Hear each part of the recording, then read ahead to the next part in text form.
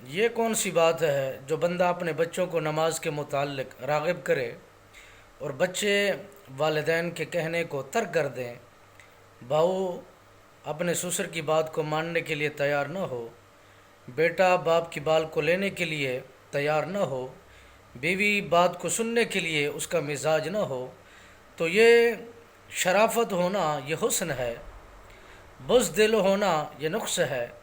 اگر انسان شرافت میں رہتا ہے تو اچھی بات ہے، یہ حسن ہے۔ اگر وہ نماز نہیں پڑھتے تو ان کو سنبھالنا، ان کو سدھارنا بھی تو مرد کا کام ہی ہے۔ اگر وہ نہیں پڑھتے تو ان کو ان کے حال پر چھوڑا مت جائے گا، انہیں سنوارا جائے گا، سمجھایا جائے گا، پڑھایا جائے گا، سکھایا جائے گا۔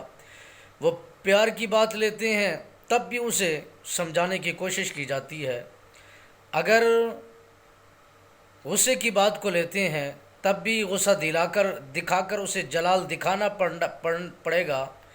جب تک جلال نہیں دکھایا جاتا تو اس ٹائم تک وہ اولاد بہتری کی طرف نہیں آ سکتی یا ان کا مستقبل بہتر نہیں ہو سکتا۔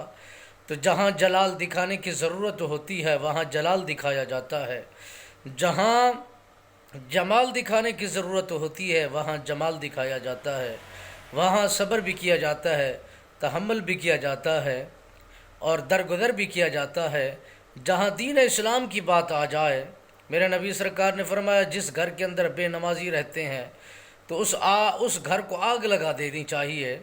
نبی کے فرمان کو دیکھا جائے تو انسان اس انداز میں اپنے لوگوں کے ساتھ، اپنے عزیز و اقربا کے ساتھ جو برتاؤ کرتا ہے اس میں رد و بدل تو ضرور کرنا ہوگا۔